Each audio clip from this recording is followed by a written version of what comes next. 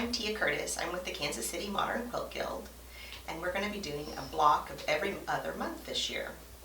For our first block, we're going to use the Texas Lone Star as our sample. This is a very large block. It finishes at 30 inches, and I have three different types. I have a 2-color, a 5-color, and a 9-color block. They're all strip pieced, so they go together very quickly, and there's no Y seams. This is a great block, just a little bit tricky, but we'll work through it all today. Okay, before we get started, let's go over our supplies for what you'll need for this block. You're going to need a 1/2 yard of background fabric. We'll cut that later, so just set that aside. We'll also need strip pieces, and we're going to be working with 2.5-inch strips. So if you have a jelly roll that you've been wanting to cut into, this will be a good project for it. Just separate your strips into lights, mediums, and darks. If you want to make a 2-color star, like this one up here, you'll need 4 lights and 5 darks. If you want to make a 5-color star, you'll need 2 mediums, 4 lights, and 3 darks. Now if you want to make a 9-point star or a 9-colored star, you're going to need 9 different colors. Break them into 2 lights, 4 mediums, and 3 darks. All 2.5-inch strips. So let's go ahead and get started.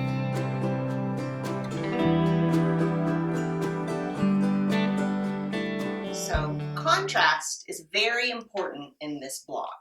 If you don't have a lot of contrast, you're not going to have a lot of definition between the diamonds. And you need to really think about how you're going to lay these colors out. So with a 2-color star, it's pretty easy. You're going to have a dark, you're going to have a light. But when you piece your strips together, you'll need to divvy them up into 3 strip sets, like I've done with this red and kind of aqua block. So what you need to do is you need to have dark, light, dark. For the next strip set, you need light, dark, light. And for the third strip set, you need dark, light, dark again. And when you put it together, it'll go just like a regular traditional 9-patch. For the 5-color block, you want to divvy your strip colors up into light, medium, dark, medium, dark, medium, dark, medium, light. And I'll have a picture attached below on the tutorial to kind of show you this layout a little bit better. But this is very important so you get this staggered color. The 2 colors a little easier. So what we're going to do is when we piece these together, you need the whole 42-inch strip, but you need to stagger your strip placement. So when you piece these, you don't start right up at the selvage and sew it all the way down. You're going to scoot it back about 2 inches, so they'll be a stagger. You can see that in this block or in this strip set. So when I started the piecing, I didn't start right up here at the top, I staggered it. And this helps save some fabric when you do the cutting. Let's go ahead and piece them.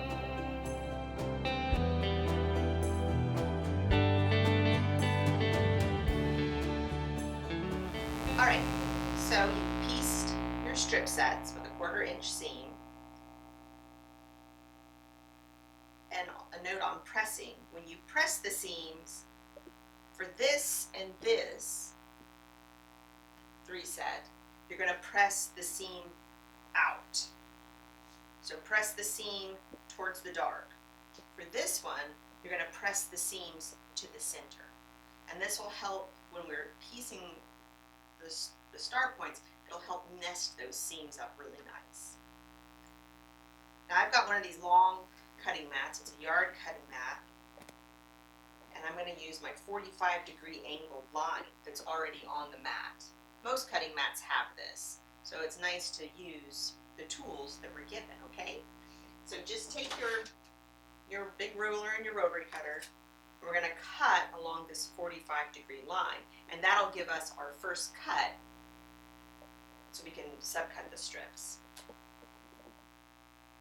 I don't like to stack my strip sets up on top of each other. You would think, oh, that'll save so much time. It really doesn't, because you don't get nice even cuts, and then you've got to redo it. That wastes fabric. Alright, so we've got our first cut here. As we're making an 8-pointed star, we're going to need 8 subcuts of each strip. So go ahead and cut 8 2.5-inch subcuts from your already pieced strips.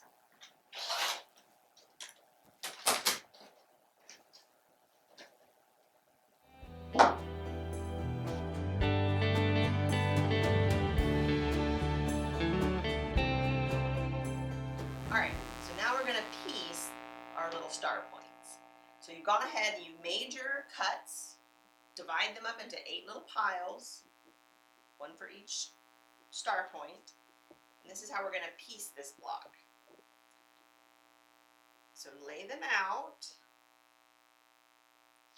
like this, and you're going to piece them just like you piece a regular 9-patch, but because we're dealing with this angle, it's going to be just a tiny bit different. So as you look at them, have your medium, light, dark, medium, dark, light, dark, medium, light. I know I've said this wrong, but there's going to be a picture down below. So just make sure that each one is laid out correctly. And you can tell by looking at it that that's going to be right. So when you piece them, if you were piecing a regular 9-patch, you'd go ahead and start right up here at the tip and sew down. For this one, because we're dealing with these angles, you're going to scoot it down about 1/4 inch, and you're going to start sewing here. So you'll have this little ear both at the top and at the bottom. And it feels wrong, but it's not. It's right. So when you're done, all these little points will match up perfect. You're going to do that with each one.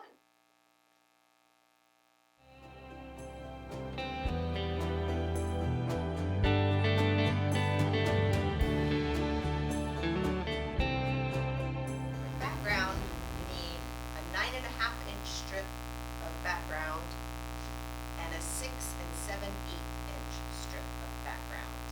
You're going to subcut these into 4 squares each. 4 9.5-inch squares, 4 6 7/8-inch backgrounds. Then you're going to cut them into triangles. So you'll have 8 9.5-inch triangles cut in half and 8 6 7/8-inch triangles cut in half.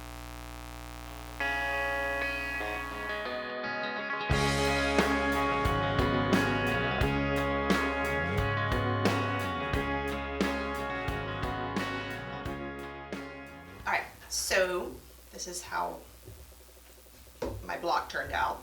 But in interest of time, I'm just going to switch over to these that I already have finished. So when you're going to lay this stuff out, go ahead and divvy it up into 2 different piles. You'll have 4 blocks going left and 4 blocks going right. Do this right from the beginning and you won't get confused with your piecing, because this part can get confusing. So you're going to sew your background squares to your star points like so.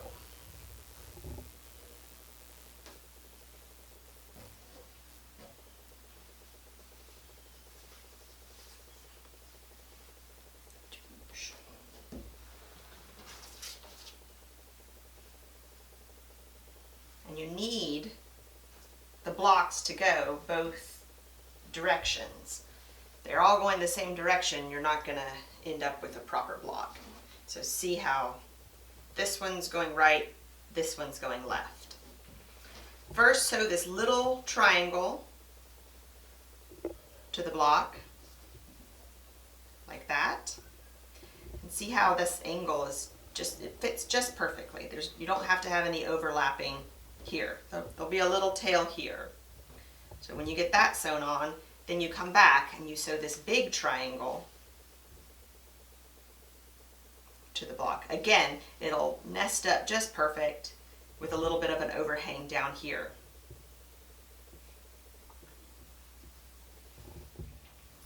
All right, so if you've done this correctly, you've got 4 going right, 4 going left. Now it's time to piece them together into 4 blocks, and then 4 blocks become 1 block. You just kind of bump them up. Make sure these seams will match up.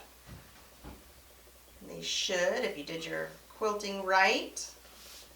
If you did your quilting wrong, or if you did your pressing wrong, it'll be fine too. It doesn't really matter. And just sew it together with your 1/4 of an inch seam.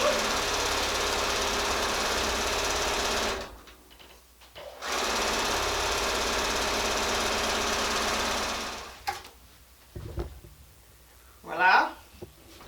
That's how that will look. And look, all those points match up pretty good.